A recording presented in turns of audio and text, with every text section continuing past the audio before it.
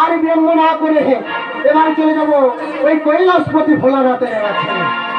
এই তো ভোলা না, এই ব্যাটা ভোলা কখন করে থাকে বলা বড় মুশকিল। এখন কৈলাসে আছে না মধ্যে আছে না শ্মশানে আছে বলা যাবে না, খুঁজি দেখা লাগবে কোটে আছে। ও ভোলা না ওরে দুঃখের দুনিয়া কিসের লাগিয়ে থাকো শ্মশানে। ও ভোলা না দুঃখের দুনিয়া কিসের লাগিয়ে থাকো শ্মশানে। লাগিয়ে থাকো শ্মশানে, লাগিয়ে থাকো।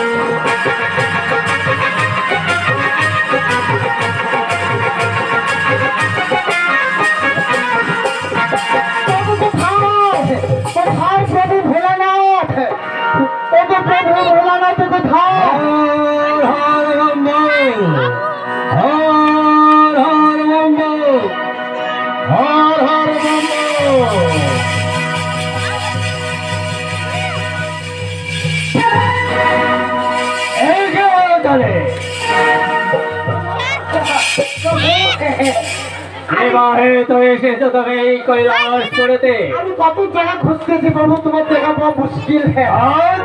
প্রভু আমি আনন্দে সমাধি হয়েছি তোমার কাছে। প্রভু এই মা তুমি সহস্র কোটি প্রণাম। প্রভু ভালো, আমি কেন এসেছি জানো প্রভু? কেন এসেছো? যেমন আজ করেছে বসন্ত সভা আয়োজন, সেই সভা মাঝে আপনার রয়েছে আমন্ত্রণ। দেবেন্দ্র দেবরাজেন্দ্র ৩৩ কোটি দেবতা নিয়ে করবে বসন্ত উৎসব। তাই তুমি এসেছো এই কৈলাসপতি ভোলামহেশ্বরকে আমন্ত্রণ করেছে। তোমার আমন্ত্রণ কৈলাসপতি ভোলামহেশ্বর করে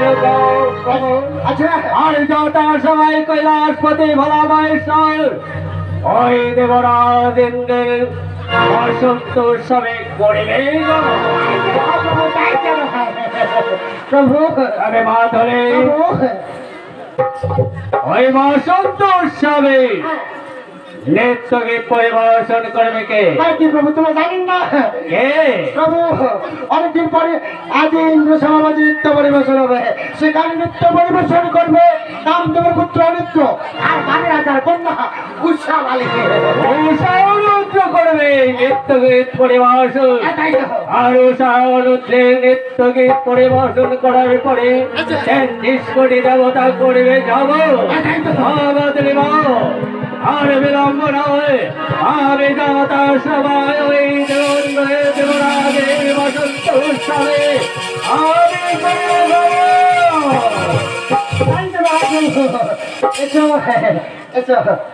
তথাস্তবাথলে।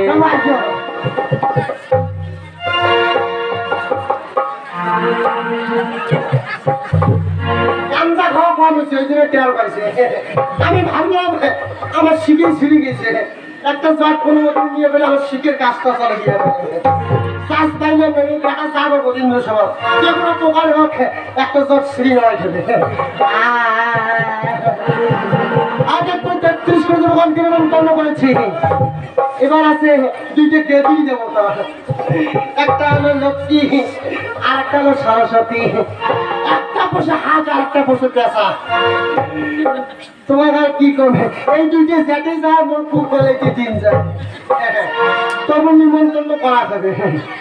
তো বিলম্ব না করে এবার ওই লক্ষ্মী এবং সরস্বতীকে আমি স্মরণ করবো। তবে কোথায় লক্ষ্মী সরস্বতী, তবে কোথায় লক্ষ্মী সরস্বতী?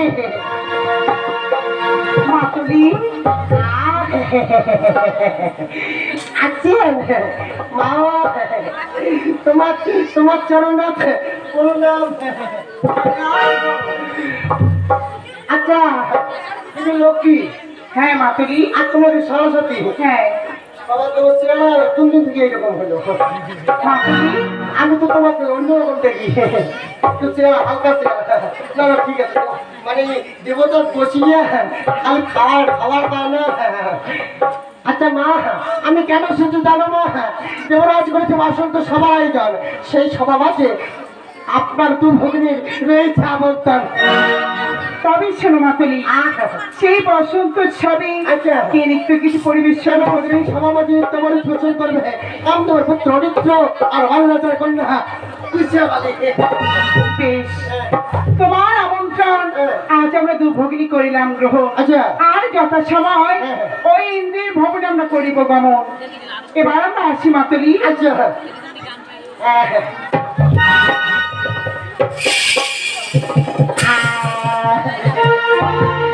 এই তো কেন্দ্রীয় দেবতা নিমন্ত্রণ করা শেষ। এবার এবার চলে যাবো আমি ইন্দ্র সভা মাঝে, সকল দেবতাকে নিমন্ত্রণ করা শেষ।